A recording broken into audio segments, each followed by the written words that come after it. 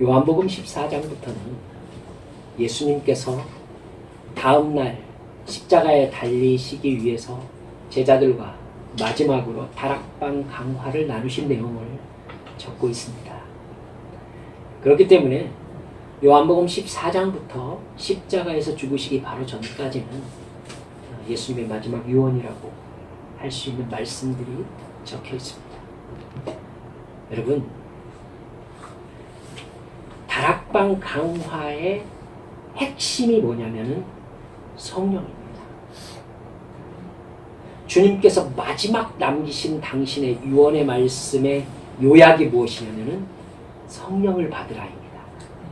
성령을 받으라. 여러분, 예수님께서 예수님 자신을 일컬어서 이렇게 말씀하신 적이 있습니다. 영어로는 I am이라고 표현되어 있는데요. 헬라어로는 에고 에이미 이렇게 얘기를 합니다.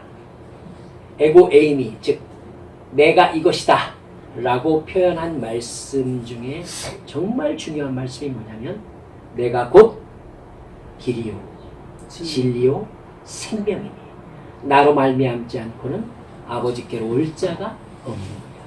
이 말씀입니다. 여러분, 그런데 이 모든 말씀이 성령과 더불어 사용된 단어라는 걸 아셔야 됩니다. 성령께서 우리를 주님의 나라에 이르기까지 인도하시는 길잡이이신 줄 믿으시기 바랍니다. 여호와는 나의 목자시니 내가 부족함이 없으리로다. 그가 나를 푸른 초장에 누이시며 쉴 만한 물가로 인도하시는도다. 내 영혼을 소생시키시고 자기 이름을 위하여 의의 길로 인도하시는도다. 시편에서 가장 아름다운 시편이 목자가 되어서 양의 길을 인도하는 자로 표현되고 있습니다. 이 역할이 성령으로 신약시대에 옮겨진 것을 믿으시기 바랍니다. 성령께서 우리와 영원토록 동행하시면서 우리를 천국에 이르기까지 인도해 주시는 영이시라고 성령께서 말씀하고 계신 거죠. 길이요 진리의 영이시라. 여러분, 오늘 성경 말씀에 그러잖아요. 예수님께서 그를 진리의 영이라고 말씀하셨습니다. 진리가 무엇입니까? 진리는 진실과 다릅니다. 진실과 진리가 달라요. 진실은 변하지 않는 사실을 얘기할 때 진실이라는 말을 사용합니다. 진리는요, 진실을 넘어서서 그것이 영원토록 영속성을 지니게 될 때 진리가 되는 것입니다. 진리. 바로 성령을 진리의 영이라고 말씀하십니다. 진실이라고 할 것 같으면 과학도 진실의 영이 될 수 있을 것입니다. 하지만 진리를 가르쳐 주시는 분은 오직 성령님밖에 없습니다. 그렇기 때문에 그분이 우리를 저 영원한 천국으로 인도하시는 영이신 것입니다. 생명? 여러분, 성경학자들, 특히 루터가 이렇게 말한 적이 있습니다. 성경 전체를 반지라고 한다면은 로마서를 다이아몬드라고 할 수 있다. 그 다이아몬드에서 가장 빛나는 부분이 로마서 8장이다. 로마서 8장 1절 말씀이 무슨 말씀입니까? 그러므로 그리스도 예수 안에 있는 자에게는 결코 정죄함이 없나니 생명의 성령의 법이 죄와 사망의 법에서 그를 해방하였기 때문이다. 여러분, 생명과 성령은 함께 가요. 그죠? 생명의 성령의 법이. 예수님께서 내가 곧 길이요 진리요 생명이다 라고 말씀하신 이 모든 것은 예수님이 가신 다음에 성령의 사역이 되신 것입니다. 그렇기 때문에요, 여러분, 성령님께서 나와 함께 계신다는 나 자신의 확신이 없으면 그는 구원받은 사람이 아닙니다. 구원받은 사람이 아니에요. 여러분, 고린도전서 12장 2절에서 3절은 이렇게 말씀합니다. 너희도 알거니와 너희가 이방인으로 있을 때에는 말 못하는 우상에게로 끄는 그대로 끌려갔느니라. 제가 요즘 우상에 대해서 굉장히 깊게 여러분들과 나누고 있어요. 사람 마음에는 반드시 우상이 있습니다. 다 우상을 가지고 있어요. 뭘 붙잡고 있는 한? 내 이익에 대한 욕망을 붙잡고 있는 한, 내 이익을 잃었을 때의 두려움에 붙잡혀 있는 한, 사람의 마음은 누구나 다 우상을 품을 수밖에 없습니다. 아, 이 일이 잘 되었으면 좋겠다. 아, 그 힘든 일이 안 일어났으면 좋겠다. 그건 어떻게 합니까? 그걸 의지하고 싶은 신을 찾는 것입니다. 그러니까 이익에 붙잡혀 있는 욕망과 이익에 붙잡혀 있는 두려움, 이것이 내 안에 있는 한 사람은 누구든지 다 우상을 숭배하게 되어 있습니다. 사도 바울이 그걸 정확하게 지적해요. 너희들이 예수를 모르기 전에는 우상이 끄는 대로 따라갔느니라. 무슨 말입니까? 자기의 이익이 끄는 대로 살아갔느니라. 그러므로 내가 너희에게 알리노니 하나님의 영으로 말하는 자는 누구든지 예수를 저주할 자라 하지 아니하고 또 성령으로 아니하고는 누구든지 예수를 주시라 할 수 없느니라. 그렇습니다. 사탄은요, 나의 이익을 가지고 욕망과 두려움을 나에게 주면서 나 자신을 잡아 끕니다. 욕망을 가지고 있는 사람은 속일 수 있다고 말씀드렸어요. 두려움을 가지고 있는 사람은 속일 수 있습니다. 여러분, 하나님보다 높아지고 싶은, 하나님과 같이 되고 싶은 욕망을 아담이 품었을 때 사탄은 아담을 속일 수 있었습니다.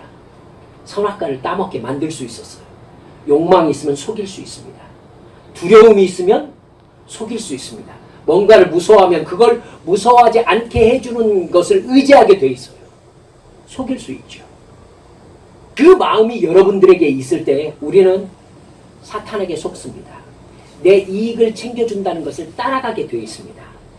그 사람은 절대로 예수를 주라고 할 수 없습니다. 예수를 주라고 할 수 없어요. 나의 이익을 챙겨주는 존재에게 주라고 합니다. 아시겠죠? 정말 중요한 게 무엇입니까? 돈입니까? 그는 예수를 믿는 사람이 아닙니다. 그는 자기 목에 칼이 들어오면 절대로 예수를 주라고 말할 수 없습니다. 자기가 살기 위해서 지금 예수를 믿는데요. 어디에서? 이 세상에서. 이 세상에서 유익을 위해서 지금 자기가 살아가고 있는데 자기 목에 칼이 들어왔는데 자기가 예수 믿는다고 말하겠습니까? 절대로 하지 못합니다. 절대로 하지 못해요. 정말로 목에 칼이 들어와도 나는 이 시간 예수를 부인하지 않고 죽겠습니다 라고 말할 수 있는 사람은 여기에서의 삶이 아니라 그 나라에서의 삶을 바라보는 사람만 그럴 수 있습니다. 그 나라에서 삶. 여러분, 이 자리에 있는 우리들이 바라보는 삶이 어디에서의 삶입니까? 여기가 아니에요. 여기가 아니에요. 여기에서 천국이 이루어진다면 주님께서 베드로 사도를 통해서 이 땅은 불사르기 위해서 준비된 곳이다 라고 절대 말하지 않았을 거예요. 주님께서는 이 땅을 불사르기 위해서 준비해 놓고 있다 라고 말씀하고 계십니다. 어느 때까지? 구원받는 믿음의 자녀들의 수가 다 차기까지. 그러면 주님께서 미련 없이 이 땅을 태우실 것입니다.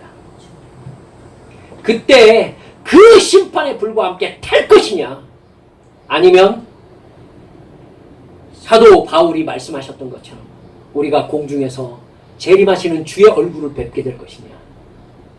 이게 지금 내가 돈을 위해서 살아가느냐, 아니면 예수 의지에서 성령 충만에 살아가느냐, 이거에 의해 갈라진단 말입니다. 성령으로 말미암지 않고는 누구도 예수를 주라고 말할 수 없습니다. 근데 로마서 10장 10절은 사람이 마음으로 믿어 의에 이르고 입으로 시인하여 구원에 이르느니라. 누구든지 주의 이름을 부르는 자는 구원을 얻으리라. 예수를 주라고 할 수 있어야 구원을 얻는다고 하는데 성령으로부터 말미암지 않고는 예수를 주라 말할 수가 없다는 겁니다. 여러분, 그러면 성령님이 아니고서는 누가 구원을 얻을 수 있단 말입니까? 성령 충만을 우리가 신앙생활하는 옵션으로 생각하는 경향이 있어요. 성령 충만한 그것을 뭔가 보통 믿음의 단계보다 좀 업그레이드된 단계로 여기면서 뭔가를 더 플러스해가지고 가지고 있는 것처럼 아니에요, 여러분. 성령 충만하지 않으면은 구원을 못 받아요. 구원을 못 받는다고. 그러니까 천국에 가고 구원을 받는 것은 성령 충만과 같은 거예요. 이걸 우리가 냉정하게 인정을 해야 돼요. 주님께서 말씀하셨어요. 주님께서 이 땅에 오시는 날 세상에서 뭘 보겠느냐? 믿음을 보겠느냐? 주님께서 이 땅에 오셨을 때 내가 믿음을 볼 수 있겠느냐? 어떤 느낌이 듭니까? 주님이 농담하신 것 같습니까? 내가 세상에 왔을 때 이 땅에서 믿음을 볼 수 있겠느냐? 주님이 농담하셨어요? 좀 과장해서 말씀하신 건가요? 주님은 그러신 적이 한 번도 없어요. 그러면요, 여러분 아셔야 됩니다. 믿음을 가지고 구원받는 사람이 아주 소수가 될 거라는 거. 아주 소수가 될 거라는 거 여러분 아셔야 돼요. 우리 교회 다니면서 저 예수 믿어요 하면 천국 갈 거라고 생각하면 정말 착각이십니다. 성경은 그렇게 돼 있질 않아요. 그렇게 간단한 문제라면요, 예수님께서 나와 함께 고난을 받지 않는 자 천국에 합당하지 않다, 이렇게 말씀하실 리가 없어요. 누구든지 자기를 부인하고 자기 십자가를 지고 나를 따르지 않으면 천국에 가지 못할 것이다. 예수님께서 계속 반복해서 말씀하시는데요, 한국 땅에서 교회 다니는 정말 많은 성도들은 늘 그래요. 설마 이 많은 숫자가 다 지옥 가겠어? 설마. 사랑하는 여러분들, 전제가 달라야 돼요. 하나님은 이 땅에 있는 모든 인간을 구원할 의무가 없어요. 역사 이래로 존재해왔던 모든 인간들은 죄의 종이에요. 모두 다 아담의 혈육으로 태어나서 모두 다 죄인으로 태어나요. 인간 자체가 죄인이에요. 멸망받기에 합당해요. 다 지옥 가게 돼 있어요. 그런데 하나님이 거기에서 당신의 자녀를 택해서 구원하신 거예요. 그럼 택해서 구원받는 사람이 많겠어요? 버림받는 사람이 많겠어요? 당연한 겁니다. 택해서 구원받는 사람이 훨씬 더 적을 것임을 여러분 아셔야 돼요. 그리고 그 갈림길에 나를 세울 줄 아셔야 된단 말입니다. 나는 택해서 구원받는 사람의 길을 가고 있는가? 아니면 결국 주님께서 심판의 불로 이 땅을 태우실 때에 같이 탈 사람의 길을 가고 있는가? 이건 알 수 있습니까? 물론입니다. 알 수 있습니다. 성령님이 누구십니까? 나 자신입니까? 여러분 냉정하시자고요. 성령님이 누구예요? 나에게 와 있는 하나님의 영이에요. 이렇게 얘기합시다. 제가 제 아내하고 같이 길을 걸어가고 있어요. 근데 제 아내가 옆에 있는지 없는지 모를 수 있나요? 그게 가능해요? 어떻게 그럴 수가 있어요? 눈만 돌리면 아내가 옆에 있는데. 그죠? 이건 다 아는 거란 말이에요. 제가 제 딸하고 길을 걸어갈 때 제 딸이 옆에 있는지 없는지를 모를 수는 없어요. 다 알아요. 왜요? 다른 존재니까. 다른 존재인데 나와 함께 가는 거예요. 성령님은 아니세요? 성령님은 내가 너희와 함께 동행하게 하겠다. 성령님을 보내주시겠다. 라고 주님께서 말씀하셨어요. 그리고 그분께서 오셨어요. 그래서 나와 함께 계신데, 근데 그분이 다른 영으로서 나와 다른 어떤 존재로서 나와 함께 계시는 감각이 나한테 없어. 그럴 수 있어요? 그게 가능하냐고. 여러분 그건 안 계신 거예요. 어려워요? 하나도 안 어려워요. 그건 안 계신 거예요. 그래서 지금 이 순간 성령님이 나와 함께 계시는가? 내가 성령님께 붙잡혀 있는가? 이걸 모르겠다고요? 거짓말이죠. 거짓말입니다, 여러분. 그럴 수가 없게 돼 있어요. 깨달으셔야 돼요. 그러니까 이 냉정한 사실 앞에 나를 세웠을 때 나는 성령께 붙잡힌 사람이다 라고 내 입으로 말할 수 없으면 여러분 그건 금식하고 하나님 앞에 부르짖어야 될 내용입니다. 너희 안에 성령을 소멸시키지 말아라 라고 말씀하셨죠. 성령님이 나에게 예수께서 구주시라는 걸 믿게 하셨는데, 그래서 내가 구원받은 백성이라는 확신을 나에게 주셨었는데 왜 내가 지금 성령님께서 나와 함께 계시는 다른 영의 존재를 내가 느낄 수 없어요? 성령을 소멸시켰기 때문이죠. 성령을 소멸시키는 것이 무엇 때문에 소멸시키시죠? 불순종하니까 그렇죠. 불순종하니까. 그분께서 나를 이끌어서 사망의 음침한 골짜기일지라도 오직 주를 뒤따라가는 길로 나를 인도하고 계시는데 나는 거기를 가기 싫은 거예요. 내 눈으로 보이는 푸른 초장으로 가고 싶은 거예요. 빠져나가고 싶은 거예요. 여러분, 성령님께서 이리와 하면서 머리카락 잡고 나를 데리고 가십니까? 여러분, 성령님을 제대로 아셔야 됩니다. 진리의 영이신 성령님은 우리가 죄를 짓지 못하게 막지 않으십니다. 선악과를 따먹는다고 아담이, 하와라고 합시다. 사람이니까 똑같아요. 하와가 선악과를 향해서 손을 딱 내밀었을 때 하나님께서 손을 딱 분질러 버렸다고 생각해 봅시다. 그래가지고 여기가 사라져 버렸어. 그러면 선악과를 못 따먹는 거잖아요. 자, 말도 안 되는 상상이지만 상상했으니까 대답해 보세요. 결과적으로 손이 분질러져 가지고는 선악과를 못 따먹는 게 나았어요? 아니면 제대로 된 손으로 선악과를 따먹는 게 나았어요? 너무 엉뚱한 질문을 했나? 저는 성경을 끼고 살다 보니까 별 희한한 질문을 합니다. 생각해 보세요. 차라리 손이 분질러져 가지고 이쪽 손이 없어질 망정 선악과를 안 따먹는 게 나았죠. 그렇죠? 안 따먹는 게 나았죠. 왜 하나님이 그렇게 해주지 않으셨을까요? 왜 그렇게 안 해주셨냐고. 그게 더 복인데, 그게 더 사랑인데 왜 그렇게 안 해주셨죠? 우리를 진짜 사랑하기 때문에 그래요. 진짜 사랑하기 때문에. 하나님은 억지로 사랑하라고 끌어다 놓고 빨리 사랑 안 해 하고 협박하지 않으세요. 그건 사랑이 아니니까. 그렇죠? 그건 사랑이 아니에요.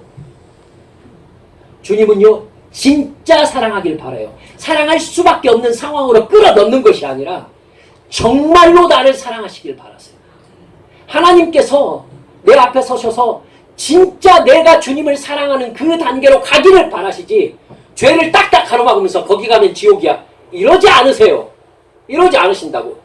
여러분, 그렇기 때문에 성령님은 내가 죄를 향하여 달려갈 때 절대로 죄로 향하는 그 길을 막지 않으세요. 하지만 그게 죄라는 건 가르쳐주세요.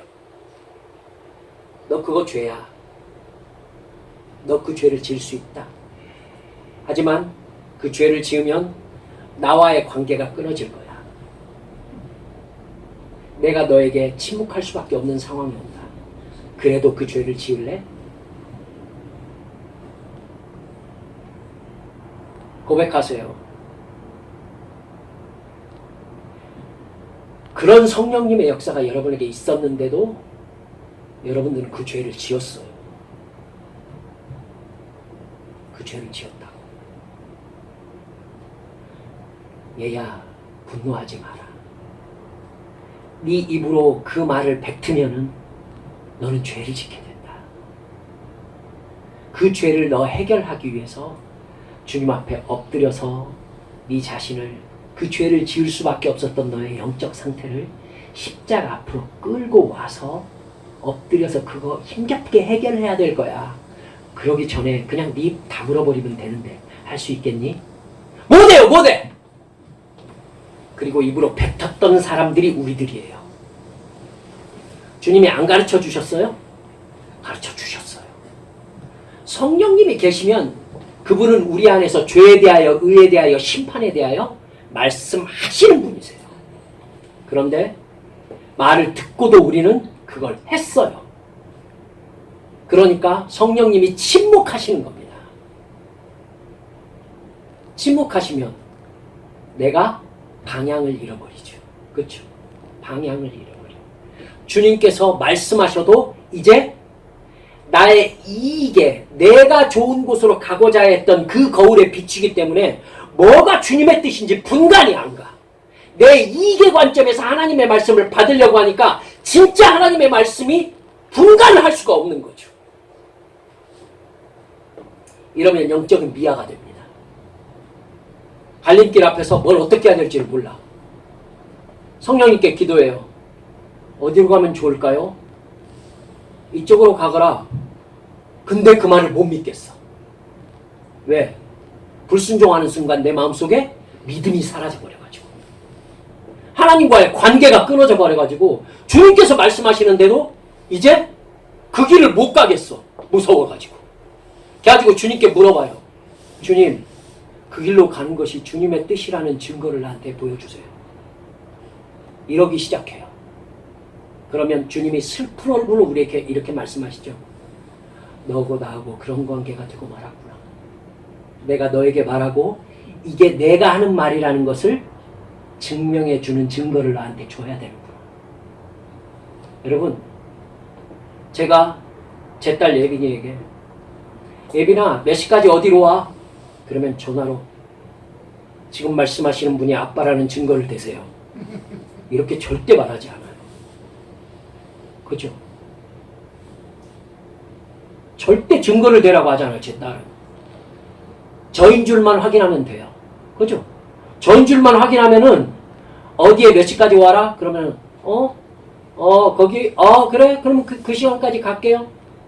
그 시간까지 와요. 왜? 제가 아빠고 걔가 딸이니까. 하는 말에 의사소통에 아무 불편이 없어요.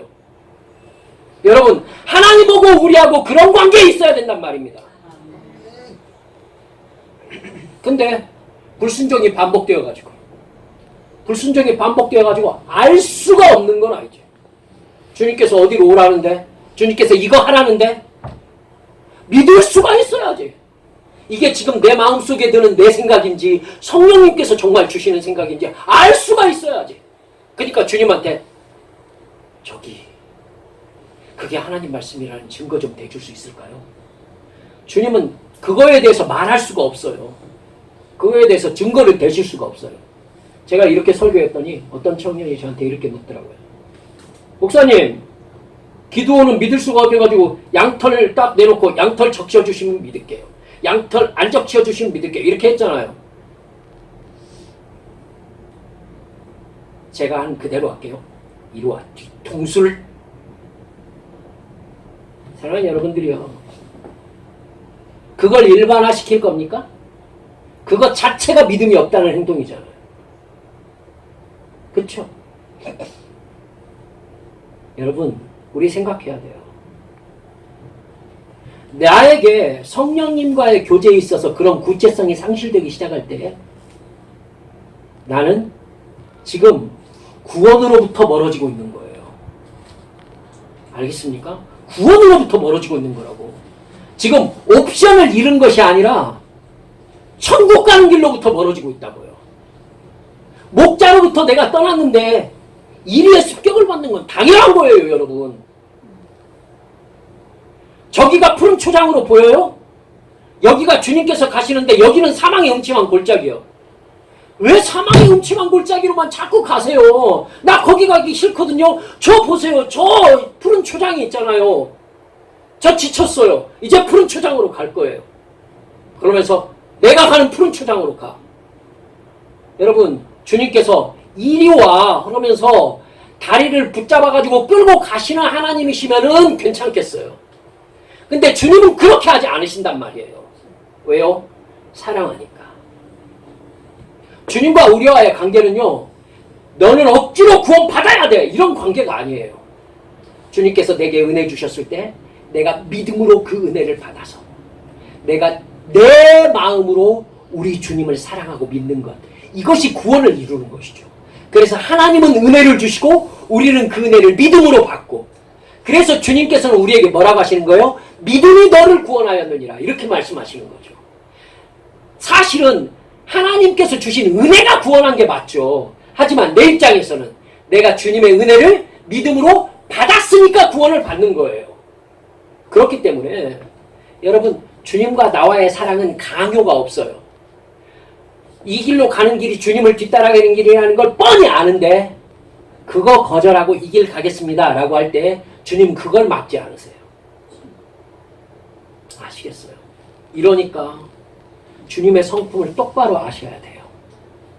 제가 죄 짓지 않게 막아주세요. 주님의 대답을 저는 들었어요. 내가 너 죄 짓지 않게 막아줘야 돼? 너 죄인 줄 알잖아. 너 죄인 줄 알잖아. 죄인 줄 알면 네가 안 지으면 되지. 내가 그걸 막아줘야 되니? 여러분, 그게 사랑이에요. 그렇죠? 사랑하는 여러분들, 이런 상황을 극단적으로 가정해 봅시다. 주님께서 이 사람을 택한 사람이에요. 택해서 구원한 사람. 근데 이 사람 계속 죄를 지어. 주님이 어떠실까요? 주님이. 삼손을 통해서 여러분 그거 보셨잖아요. 주님이 삼손을 택하셨죠. 주님의 일꾼으로 택하셨어요. 이스라엘을 구원하시려고 마음먹으셨어요. 삼손이 그 하나님의 뜻에 응답한 적이 있어요? 삼손은요, 정말 바짝바짝 자기 뜻대로만 살았어요. 그럼 하나님의 삼손을 완전히 떠났어요? 아니요, 안 떠났어요. 삼손을 택하신 하나님의 선택은 잘못된 선택이 아니라는 걸 하나님께서는 계속 삼손의 인생에서 보여주셨어요. 그래도 삼손은 하나님의 사랑과 하나님의 인도하심에 네 하면서 따라가지 않았어요. 자기가 가고 싶은 대로 갔어요. 그러자 하나님이 삼손에게 어떻게 하셨어요? 그러자 하나님은 삼손을 구원하셔야 했어요. 구원하셔야 했어요. 그래서 삼손을 붙잡아서 눈을 뽑으셨고 연자맷돌에다 매달아 놓으셨어요. 그리고 결국 어떻게? 죽이셨어요. 죽이셨어요. 제가 목회한 지 얼마 되지 않습니다만 아니, 꽤 됐어요. 그렇게 돌아가시는 분 몇 분이나 봤어요. 주님께서 그 사람이 끝내 회개하지 않고 자기 길을 고집하면서 죄악의 길을 걸어갈 때 이 사람을 구원하기 위해서 이 사람의 영을 거두시는 거예요. 더 살지 못하게 하시는 거죠. 그걸 꼭 언제 깨달아요? 죽는 날 받아놓고 깨달아요. 그렇죠? 여러분 보셨을 거예요. 죽는 날 받아놓고 깨달아요. 그래서 호수를 10개씩 줄줄 매달아 놓고 호수를 매달아 놓고 울면서 깨닫냐고. 꼭 그걸 제 눈앞에서 울면서 제가 회개하지 않아서 이런 결과를 맞았어요. 왜 그러냐고. 왜 순종하지 않았음을 거기서 깨닫냐고. 그러면 제가 아유 괜찮아요 집사님 이럴 것 같아요? 그 상태에서는 그런 말이 필요가 없어요. 그래서 저는 그럽니다. 예, 집사님 잘못하셨어요. 집사님 그러셨으면 안 됐어요. 주님께서 집사님에게 회개할 기회 계속 주시다가 그대로 두면은 끝내 주님 부인하고 멸망의 길 걸어가겠다 싶으시니까 생명의 기한을 정해놓고 회개시키시는 겁니다. 그렇게 죽음의 날짜 받아놓지 않으면 집사님은 두려워하지 않을 거니까요. 그렇게 얘기해요. 그러면요, 그게 생명의 말씀이기 때문에 집사님 우세요. 그리고 맞습니다 목사님. 저 진짜 회개합니다. 그러면서 회개해요. 그리고 진짜 회개한 사람은요, 저에게 인생의 기회가 다시 주어진다면은 더 열심히 예수님 믿으면서 정말 보람있게 살겠습니다 라는 말을 안 해요. 안 해요. 저는 그런 사람 한 번도 못 봤어요. 여기 정말 주님께서 다시 기회를 주신다면이라고 말하는 분들은요, 회개를 덜한 사람들이에요. 제가 말을 심하게 하는지 모르겠습니다만, 회개를 덜한 양반들이 지금 상황을 깨닫지를 못해요. 주님이 끝을 놔두고 끝을 보여주고 회개하라고 한 건데, 여기에서도 이 끝을 받아들이기가 싫은 거예요. 주님이 주는 끝을. 여러분, 똑바로 깨달으십시다. 아시겠죠? 성령 충만하지 않으면 구원받지 못합니다. 성령 충만은 지금의 천국 가는 신앙생활에 플러스가 아니에요. 성령 충만하지 않으면 구원받지 못해요. 성령이 아니고서는 누구도 예수님을 나의 주라고 말할 수가 없기 때문입니다. 여러분, 예수님께서 오늘 20절 보면 그날에 내가 아버지 안에 너희가 내 안에 내가 너희 안에 있는 것을 너희가 알리라 이렇게 말씀하셨잖아요. 성령님으로 말미암아 너희가 내 안에 내가 너희 안에 아버지가 또 우리 안에 있는 것을 모두 하나인 것을 알게 될 것이다. 이렇게 제자들에게 말씀하시죠. 근데요, 요한 1서 4장 13절에 이렇게 확실하게 요한 사도를 통해 말씀합니다. 그의 성령을 우리에게 주심으로 우리가 그 안에 거하고 그가 우리 안에 거하시는 줄을 아느니라. 아멘. 그렇습니다. 성령님께서 우리와 함께 거하시는 것이 곧 예수님이 나와 함께 거하고 내가 예수님 안에 있는 것이라는 겁니다.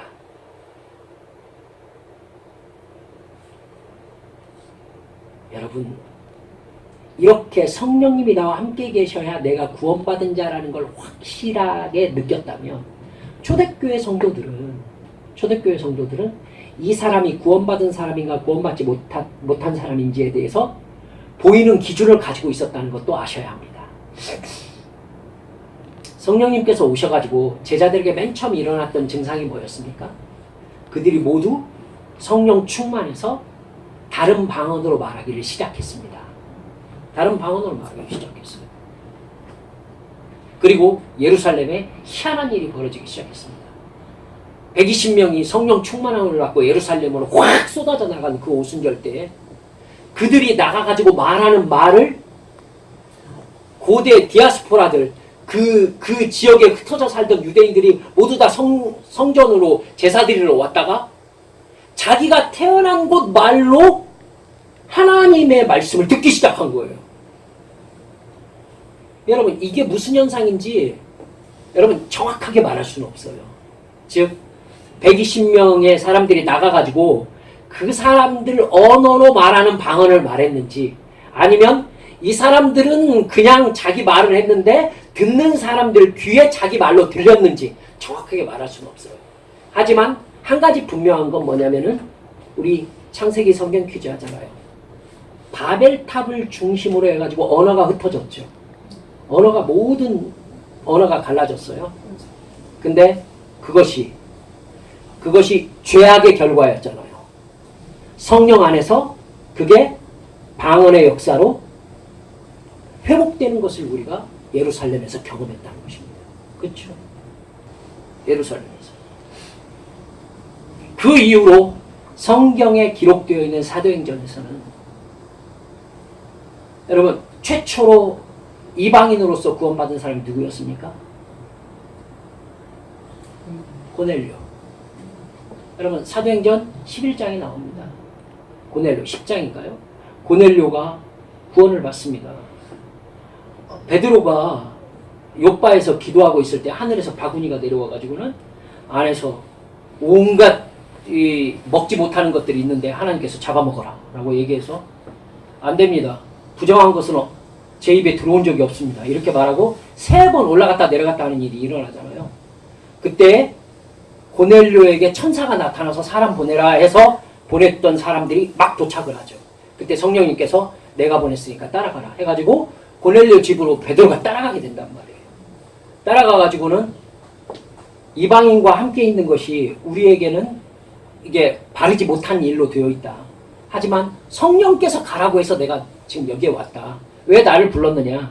그러니까 여차저차 기도하는데 천사가 당신을 요바에 보내서 데려오라고 해가지고 당신을 모셔왔습니다. 이제 당신께 하나님께서 주신 말씀을 저에게 해주십시오 하면서 고넬료와 식구들이 모두 다 모여서 베드로의 말을 듣는다고요. 그때 베드로가 아 그러냐? 그러면 주께서 내게 주신 말씀을 너희에게 전하리라 하면서 성령 충만해가지고는 복음을 전한다고요. 그때에 말씀을 듣고 있을 때 성령께서 그들에게 임재하셨는데 증상이 뭐였어요? 그들이 방언을 말하며 하나님의 이름을 높이는 것을 들은지라. 여러분 베드로가 뭐라고 하느냐면 성령을 받는 일에 이들이 우리와 하나가 되었으니 누가 이들에게 세례 줌을 막으리오 하면서 그들에게 모두 물세례를 베풀었다. 이렇게 성경이 말하고 있어요. 그리고 나서 베드로가 예루살렘에 가가지고는 제1차 종교회의 때에 질책을 받는다고요. 네가 이방인들에게 세례를 줬다면서 어떻게 된 일이냐. 그러니까 베드로가 뭐라고 하느냐면은 내가 이 여타여타한 일이 있어가지고 고넬료라는 사람의 집에 갔더니 이런 상황이었다. 그래서 내가 아니 우리들에게 부어주셨던 성령으로 말미암아 그들이 방언을 말하면서 하나님의 이름을 높이는 걸 내 귀로 들었는데 내가 누구간데 성령께서 역사하시는 것을 막을 수 있겠느냐. 그래서 내가 그들에게 세례를 주었다.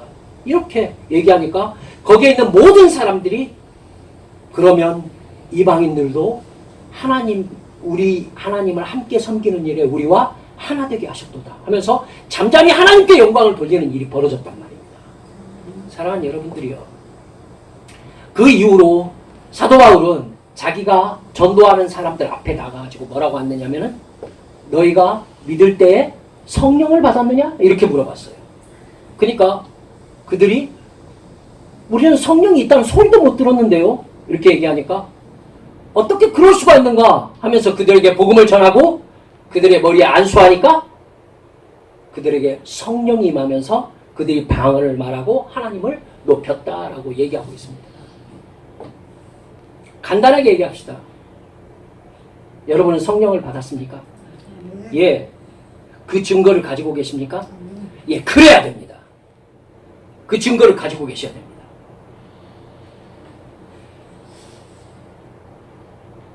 부디 여러분 홀로 기도 시간에 방언을 말하시기 바랍니다. 성령님께서 지금도 주고 계십니다. 지금도 주고 계십니다. 맛을 보고 맛을 아는 샘표 간장이라고 얘기했습니다. 맛을 봐야 맛을 알아요. 그 세계에 들어가 봐야 알아요. 눈으로 보고는 저는 아직도 진간장인지 멍간장인지를 모릅니다. 근데 먹어봐야 합니다. 솔직히 저는 먹어봐도 멍간장인지 모릅니다만 여러분 먹어보면 알 수 있어요. 성령께서 임하시는 그 증거 안으로 들어가 보면 알 수 있어요. 여러분 잘 모르겠어요? 방언을 주실 때 여러분의 입술을 주님께 맡기세요. 맡기셔서 방언으로 나를 이끌어 가시는 성령님께 여러분의 입술을 맡겨드려서 그 입술 속에서 어떤 말이 나오는지 여러분의 입으로 말하면서 여러분의 귀로 들으세요. 들으시라고. 그러면 주님께서 여러분의 방언을 딱 막으시면서 한글로 딱 주시는 날이 와요. 한글이 쏟아져 나올 때가 와요. 그리고 그 한글이 딱 멈추면서 다시 방언이 쏟아지는 때가 와요. 그러면 여러분에게 통역이 임했다는 것을 아시면 틀림없습니다. 그렇게 가시라고요. 그 은혜 안에 있어 보시라고요. 그래서 나의 온몸에 털이 쭉 뼈쓰는 그 느낌을 느껴보시라고요. 아, 지금 나에게 나의 생각과 다른 영이 임재해 계시는구나.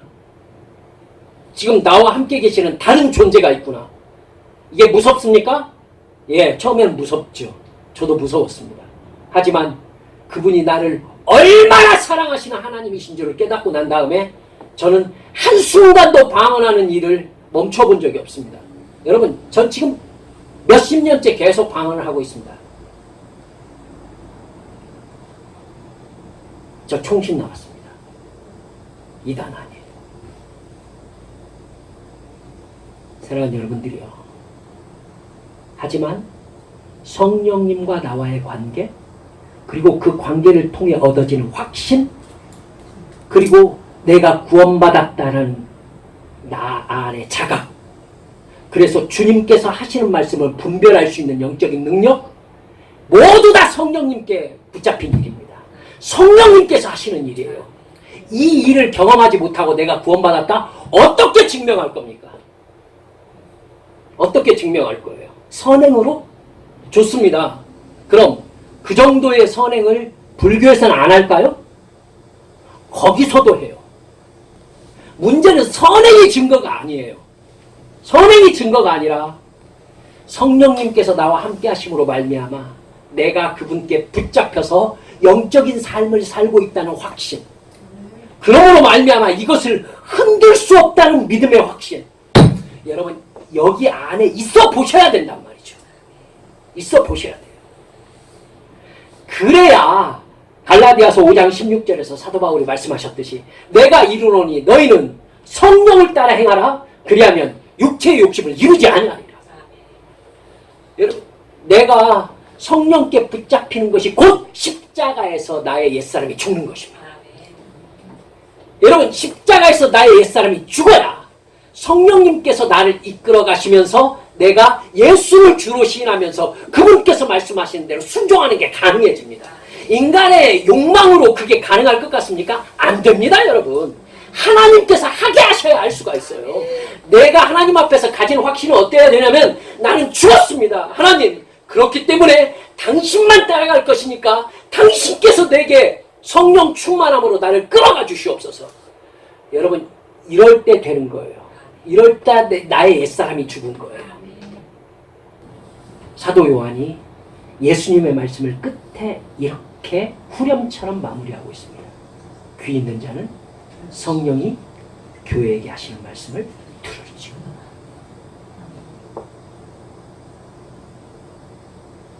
여러분 저는 확신합니다. 하나님께서 각 교회마다 하시는 말씀이 다릅니다. 각 교회마다 하시는 말씀이 다르고 교회는 그 음성을 들어야 합니다. 그 음성을 들을 줄 모르는 교회는 살았다 하는 이름은 있으나 영으로는 죽은 자입니다. 사람이 아무리 말해도 소용없어요. 산 것은 산 것이고 죽은 건 죽은 거예요. 우리 이 냉정한 사실 앞에 자기를 세웁시다. 나는 살았는가? 나는 성령 받았는가? 성령께 붙잡혀 있는가? 그래서 나는 성령께서 하시는 말씀에 순종하며 산자로서의 삶을 살고 있는가? 그래서 어느 순간에 주님께서 내 생명을 취하든지 나는 그 나라에서 눈을 뜨게 될 것을 확신하고 있는가? 이게 진짜 중요한 거예요. 이렇게 성령님과 동행하는 나의 자각이 없으시다면요, 여러분 오늘부터 시작되는 한 주일 동안 주님 앞에 시간 정해서 확실하게 무릎 꿇으세요. 그래서 주님께 솔직히 말씀드리는 거예요. 주님께서 제게 성령으로 와 계신데도 저는 다른 영으로 주님을 감각하는 감각이 느껴지지 않습니다. 이건 저에게 생명이 있느냐 없느냐의 문제인데 저를 불쌍히 여겨주소서. 저를 살려주소서. 당신께서 내게 오신 증거를 내가 소유하게 하여 주옵소서. 그래야죠. 그래야 동행이 가능하죠. 그렇죠? 하시겠습니까? 정말 하시겠습니까? 이거 해내셔야 돼요. 안 그러면 여러분 구원의 문제가 걸려있다고 얘기해. 구원은 단체 미팅으로 받는 거 아니에요. 야 혼자 1대1로 받는 겁니다. 그러니까 이 문제 해결해 내셔야 돼요. 아시겠죠? 해결해 내세요. 그래서 구원 받으셔야 됩니다. 그리고 그 구원이 주는 기쁨과 평안이 얼마나 기가 막힌 것이냐는 것을 여러분 경험하셔야 됩니다. 그래야 예수 믿는 사람으로 살 수 있어요. 알겠죠? 이 시간 우리 기도할 겁니다.